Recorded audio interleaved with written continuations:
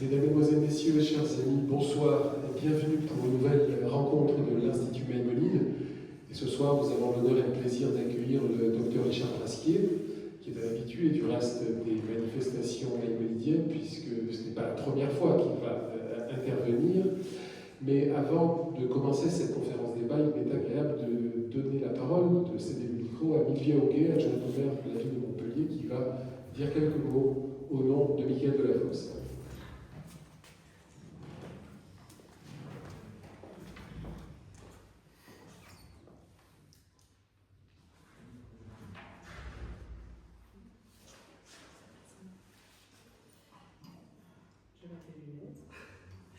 Alors, mesdames et messieurs, je m'exprime ce soir au nom de M. Michael Delafosse, qui tient à affirmer une chose clairement: la lutte contre l'antisémitisme engage directement la responsabilité des élites de la République.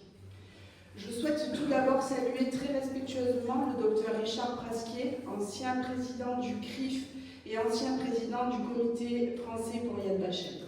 Son engagement de longue date pour la mémoire, pour la vérité historique et pour la défense des valeurs républicaines donne à cette rencontre une portée particulière. Le CRIF joue un rôle éducatif central, notamment dans les écoles et les lycées. Ce travail est porté ici, à Montpellier, par Perla Danan, que je remercie, qui consiste à aller à la rencontre des élèves, à dialoguer avec eux, à répondre aux questions, à déconstruire les fausses informations, les discours complotistes et les préjugés antisémites. C'est un travail exigeant, souvent difficile, mais absolument essentiel. Dans les lycées de notre territoire, ces interventions permettent de nommer l'antisémitisme, de donner des repères républicains et de rappeler que la haine n'est jamais une opinion. C'est là que se joue une part décisive de l'avenir. Je veux également souligner avec force le travail de mémoire mené par Michael Yankou, directeur de l'Institut Maïmonide et délégué régional du comité Yad Vashem, du comité français pour Yad Vashem. À Montpellier, ce travail sur la mémoire de la Shoah est conduit avec rigueur, profondeur et constance. Des projets mémoriels ancrés dans l'histoire locale, Michael Yankou fait de la mémoire un outil vivant au service de la... C'est pas pratique, hein. Oui, je peux changer, mais je ne suis pas sûre que les gens restent. À Montpellier, ce travail sur la mémoire de la Shoah est conduit avec rigueur, profondeur et constance.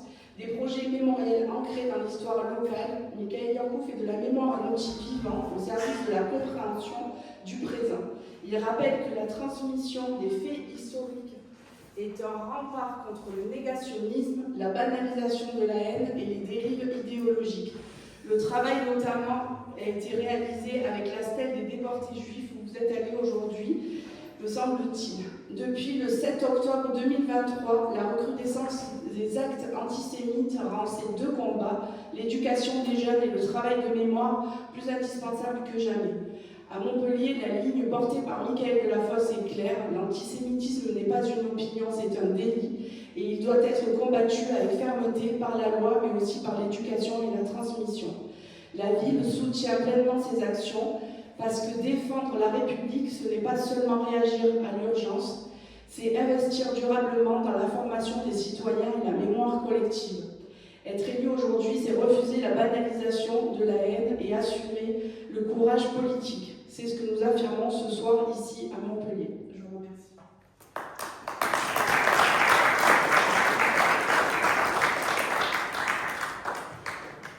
Merci, chère Olivia, pour ces mots au nom de Michael Delafosse, qui est un ami non seulement de Perla, de beaucoup de membres de cette assemblée, de moi-même.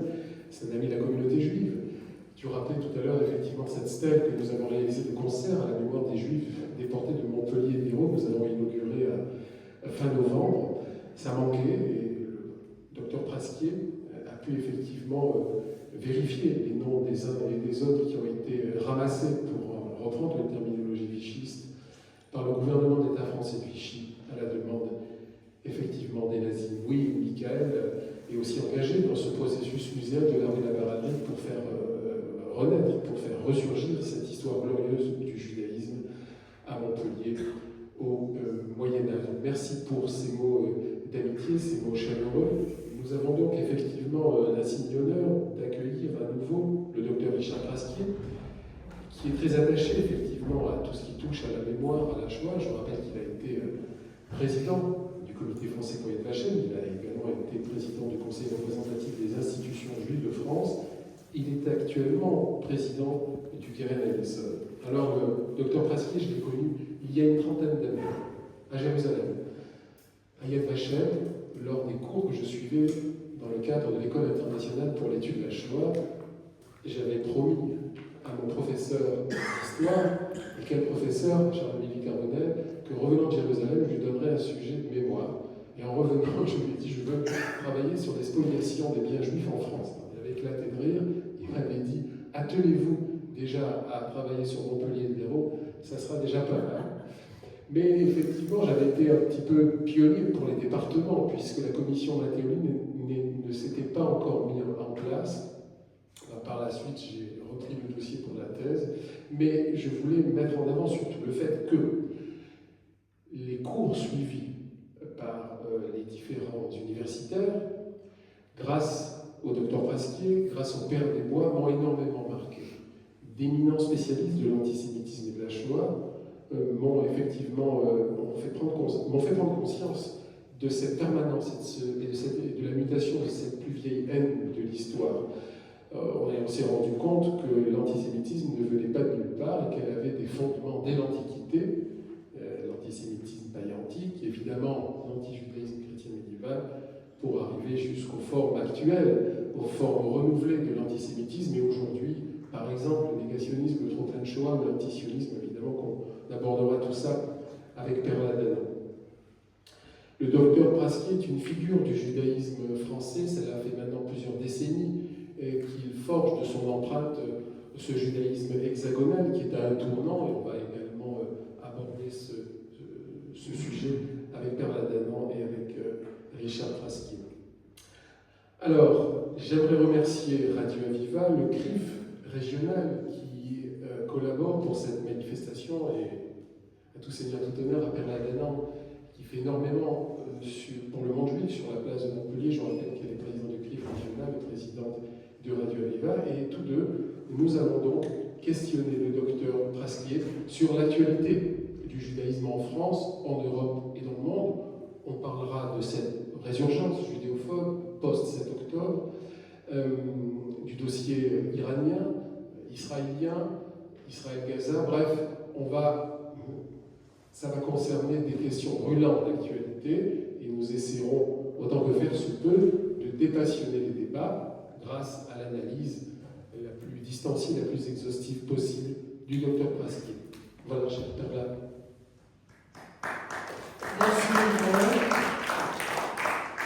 Merci pour l'invitation, et c'est une excellente occasion et le très bon moment, le moment vraiment de faire le point sur ces questions-là. Et Richard, j'aimerais tout d'abord que tu nous rappelles le contexte de création du CRIF, parce qu'il y a énormément d'agressivité quelquefois vis-à-vis du CRIF. Les gens voient ça comme des gens juste proches des ministres, etc.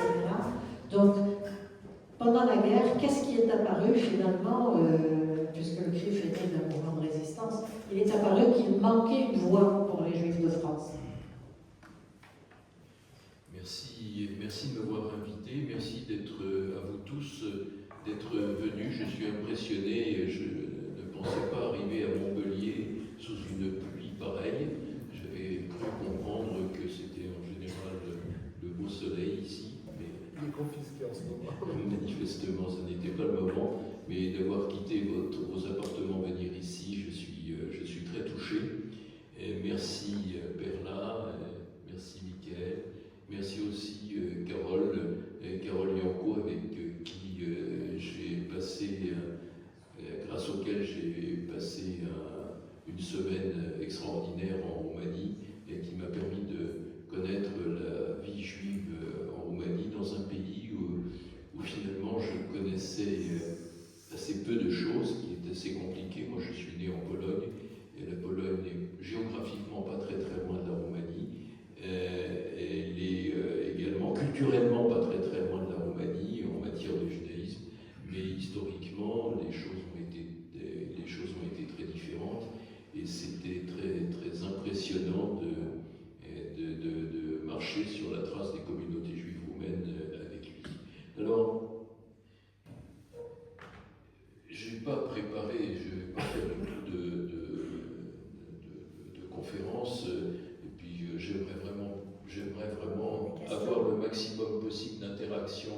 avec la salle, on n'est pas très très nombreux, ça tombe très bien.